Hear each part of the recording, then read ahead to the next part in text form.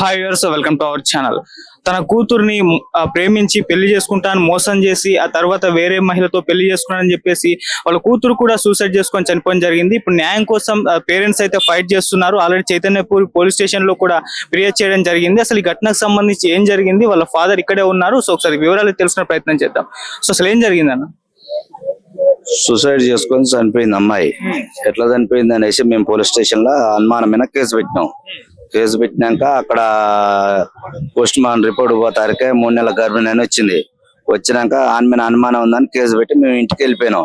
ఇంటికి వెళ్ళిపోయినాక ఇది ఆ రోజు ఏం లేదు, తెల్లారి 3వ నాడు డైరెక్ట్ కోర్టుకు లొంగిపోయినాడు. ఒక వారం తర్వాత మళ్ళీ మేము ఇక్కడికి వచ్చినాం. ఇక్కడికి వచ్చేసి మేము ఏంది సార్ ఏం సంగతి, మరి ఇంకా 3 ఉన్నారట, మళ్ళీ వాళ్ళు ఇట్లా రికార్డులు వాడు డబ్బులు ఇచ్చినని చెప్తుండు, అది ఇదని ఇవన్నీ చెప్తుండు, అసలు సంగతి ఏంది, ఇదంతా ఏం జరుగుతుంది ఏంది అనేసి మేము అడిగినాం. అడిగితే ఏం లేదు, కేసు పెడుతున్నాం, వాళ్ళ కొరకే తిరుగుతున్నాం అని అన్నాడు. సరే సార్, మరి వాళ్ళ కొరకు తిరిగితే వాళ్ళని కేసు పెట్టాను సార్, ఇదేంది సార్ ఇదంతా, సంఖ్యలేని కొడుకు మీకు ఫోన్ చేసిండట, వాళ్ళ ఫ్రెండ్ తోని ఫోన్ చేయించిండట, సంఖ్యలేని కొడుకు మొత్తం ఇదంతా నడిపిస్తుండు, ఏం సారు మా సొంటి బిడ్డలు వాళ్ళకు కూడా ఉన్నారు, ఇది పద్ధతి కాదు సారు, వాళ్ళు చెప్తే మీరెందుకు ఇంటారు సార్ అని మేము అన్నాం. అంటే అదంతా ఏం లేదు, అట్లా ఇట్లా అన్నాడు. అయితే జైలుకు పోయినని అన్న అవుతాడు సర్పంచ్ డిసిమల కేశవైన మల్లయ్య అని. ఆ మల్లయ్య సపోర్ట్ ఇప్పుడు బాగా, అలా పెదనాయన డబ్బులు ఇవ్వటం, ఆ మల్లయ్య నడిపియటం, ఆ మల్లయ్యకు సపోర్టు వడ్డీజానే ఇప్పుడు చేస్తుండట. ఇవన్నీ మాకు ఇప్పుడు మొత్తం ఇవన్నీ తెలుస్తున్నాయి. మేము డబ్బులు ఇచ్చిన రికార్డు కూడా ఉన్నది, మేము డబ్బులు ఇచ్చినని అంటుండు వాడే, అది మాకు కూడా తెలియదు, వాడే చెప్తుండు ఇవన్నీ. నిన్న కూడా ఏరే కేసులో వచ్చినప్పుడు కూడా నేను బుచ్చలు ఖర్చు పెట్టిన అనేసి వాడే చెప్తుండు. ఇదే జటింగ్ సురేష్ మాకేదో హెల్ప్ చేయవనేసి, సరే రా మా ఊరు అనేసి బతిలాడితే ఆ పిల్లగాడు వచ్చి మాయమ్మట్టుంటే ఆ నైట్ ఈ జటింగ్ మహేష్ అంటాడు, జటింగ్ సురేష్ ఆఫీస్ కూడా మొత్తం మీడియాని మొత్తం మలగొట్టేసి వెళ్ళిపోయినాక ఇక ఆ తెల్లారి నుంచి ఇక మళ్ళా మెసేజ్లు వాట్సాప్లల్లా సంపుతాం శాతం అనేసి, ఇప్పుడు కూడా మమ్మల్ని సంపదాం అనేసి ప్లాన్ చేస్తారు వాళ్ళు మొత్తం. చంపేస్తాం, మీరు ఆపాలి, ఆపపోతే ఎక్కడ పోయినా ఏది చేసినా ఇక బయటికి వెళ్ళినాక మీ అంతేందో చూస్తాను అనేసి ఇప్పుడు మమ్మల్ని ఇబ్బంది పెట్టడం. వాళ్ళ 3 కేజీ అంటే చేస్తలేడు సిఐ, అమ్మతోడు దేవునితో అన్నాడు, నేను ఎటు పోను నువ్వు ఎటు పోవద్దు అనేసి నా చేతులు పట్టుకుని బతిలాడు, నీ కేజీ చేస్తాడు. ఇప్పుడు 2 నెలల సంచి ఇప్పుడు ఏమంటుండు, యూనివర్సిటీ తీసుకురా, సాక్ష్యాలు తీసుకురా ఆయన అంటుండు. వాడు మాట్లాడిన సాక్ష్యం ఉంది, వాడు పోయి అక్కడ ఆ ఊళ్ళో బెదిరించిన సాక్ష్యం ఉంది, అది ఊరు సార్ అనేసి మేము అంటున్నాం. అంటే అసలు ఆ మాట పట్టించుకుంటలేరు. ఇప్పుడు మొత్తం ఇప్పుడు వాళ్ళంతా వెనకేసుకొత్తురు వీళ్ళు. వాడేమంటాడు, మేము డబ్బులు ఇచ్చినాం, మా కేసు కూడా కాదు, ఇంకెకరమైనా అమ్మి పెడతాం మేము అనేసి వాళ్ళు మాట్లాడుతారు. అసలు అంటే మీ అమ్మాయి ప్రేమ వ్యవహారం మీకు తెలుసు, అంటే ఇట్లా ప్రేమించాలని మీకు తెలియదు, మనకు తెలియదు, అసలు ఫస్ట్ లో తెలియదు. తర్వాత ఇది ఫోన్ కాల్స్ వచ్చినాయి వాళ్ళవి, ఏది జటింగ్ అమ్మాయి వేస్తుంది, కేశవైన అమ్మాయి వేస్తుంది, ఫోన్ కాల్ వచ్చినాయి. ఫోన్ కాల్స్ వస్తే ఫోన్ వచ్చింది ఎక్కడిది అనేసి మళ్ళీ మేము లేపితే ఫోను లేపుతారు కానీ మళ్ళీ మాట్లాడతలే ఫోను. అట్లా మేము 3-4 రోజులు మాకు ఫోన్లు వచ్చినాయి. ఆ రోజు తెల్లారితే నేను కేసు పెడదామని అనుకున్నా. నైట్ 9 గంటలకు ఫోన్ చేసిన పాపతో, ఏంద్రా ఫోన్ నెంబర్లు వచ్చినాయట అనేసి పెద్ద పాప అన్నది. ఇట్లా సంగతి నాన్న అన్నది, చెల్లె ఇట్లా బాధపడుతుంది నాన్న, నిమ్మలంగా ఉంది అన్నది. చెల్లెకి ఫోన్ అన్నా, ఏంది నానన్న, ఏం లేదు నాన్న నాకు భయం అవుతుంది అన్నది. నీకెందుకు భయం అవుతుంది నానన్న, ఏం లేదు నాన్న, జటంగ్ మహేష్ వీళ్ళు కేశవన మహేష్ మొన్న బెదిరించిపోయారు నాన్న, దాసారం అమ్మమ్మ వాళ్ళ ఇంటికాడ ఉంటే అన్నది. నిన్న మొన్న చెప్తే నేను మాట్లాడుతున్నగా, వాడు ఎందుకు బెదిరించిపోతాడు కేశవన మహేష్ గారు, నిన్ను వాడి సంగతి ఏందో తాగు, వాడిని రేపు పొద్దున పోలీస్ స్టేషన్ లో పెడతా, ఈ నెంబర్లు మొత్తం తీపిస్తా, అవసరం అయితే మిమ్మల్ని ఆడికి పిలిపిస్తా, మీరు రారి అని అన్నా. సరే నాన్న అని అన్నది.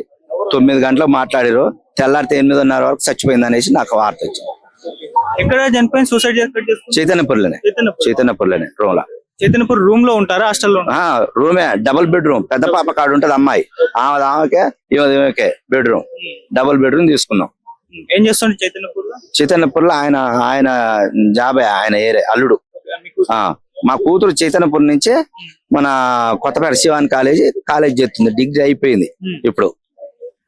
అది సో ఇప్పుడు తర్వాత ఇన్సిడెంట్ తర్వాత మీరు పోలీస్ కంప్లైంట్ చేశారు, ఇప్పుడు కేసు ఫైల్ అయిందా, ఏం జరిగింది ఆ తర్వాత? ఆ ఒక్కరినే కేసు చేశారు, వాడు బయటికి కూడా వెళ్ళిండు ఇప్పుడు 2 నెలలకే.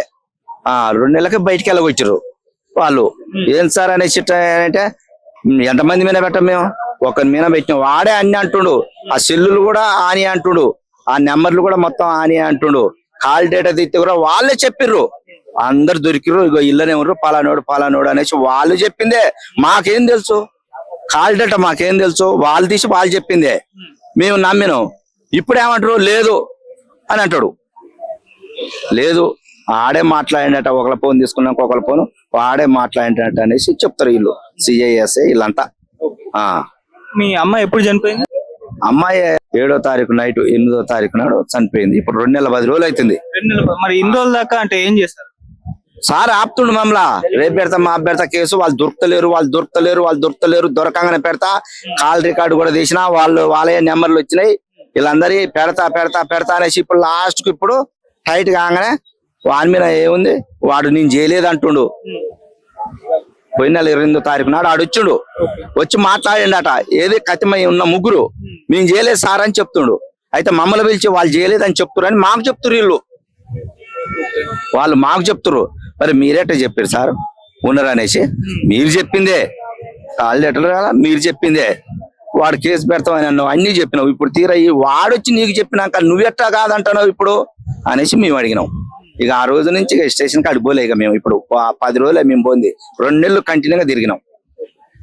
సో మీ అమ్మాయి ప్రేమించిన ఆ వ్యక్తి ఎవరైతే ఉన్నారో తను అంటే ఆల్రెడీ పెళ్లి చేసుకున్న తర్వాతే మీ అమ్మాయిని ప్రేమించాడా లేకుంటే పెళ్లికి ముందే జరిగింది? వాడు పెళ్లి చేసుకొని సంవత్సరం అవుతుంది, వాడు పెళ్లి చేసుకుండు, వాడు బాబాయ్ అవుతాడు మళ్ళా.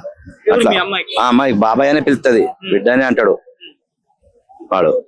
కూతురు వరుస అయ్యే అమ్మాయిని ప్రేమించి ఇలా మోసం చేశారు. ఇట్లా మొత్తం బ్లాక్ మెయిల్ చేసిండు, అమ్మాయిని బెదిరించి మొత్తం ఇదంతా బ్లాక్ మెయిల్ చేసిండు వాడు. ఇట్లా చేసిండు. సో ఇప్పుడు మీరు ఏం డిమాండ్ చేస్తారు? డిమాండ్ ఏం లేదు, కతిమ్మ ఉన్న ముగ్గురు మా అమ్మాయికి ఎవడైతే ఇబ్బంది చేశారో అంతమంది కేసు కావాలంటున్నాం. కతిమ్మ మనకు అవసరం లేదు, అమ్మాయికి అటాక్ చేసిన వాళ్ళే, బెదిరించిన వాళ్ళ వరకే అక్కడ పోయి ఆ ఊళ్ళో దాసారం పోయి ఇట్లా బెదిరించిన వాళ్ళు, ఆ అమ్మాయితో ఫోను మాట్లాడిన వాళ్ళు వాళ్ళ వరకే కేజీ అంటున్నాం మేము. ఒకళ్ళున్నా, ఇద్దరున్నా, ముగ్గురున్నా అమ్మాయిని ఇబ్బంది పెట్టిన వాళ్ళ వరకే కేసు చేయరు. సో మీ అమ్మాయిని ప్రేమించిన వ్యక్తి అతను మీరు ఎప్పుడన్నా మాట్లాడారా? పరిచయం ఉందా మీకు? అంటే చుట్టాలేనా? ఎవరు? అబ్బాయి వరుస అంటున్నారు. వాడు మన ఇంటి వెనకాలన ఇల్లు, ఇంటి వెనకాలన ఇల్లు, తమ్ముడే అవుతాడు, అన్ననే పిలుతాడు, బుజ్జిని బిడ్డనే పిలుతాడు, బాబాయ్ అనే అంటది. ఇట్లా మోసం చేసిండు, బ్లాక్ మెయిల్ చేసి బెదిరించేది. దీనికి సంబంధించి అంటే మీకు ఎటువంటి వివరాలు అంటే మీకు తెలియదా ఇలా జరుగుతుంది? అసలే తెలియదు. చచ్చిపోయే పోస్ట్ మార్టం వాడు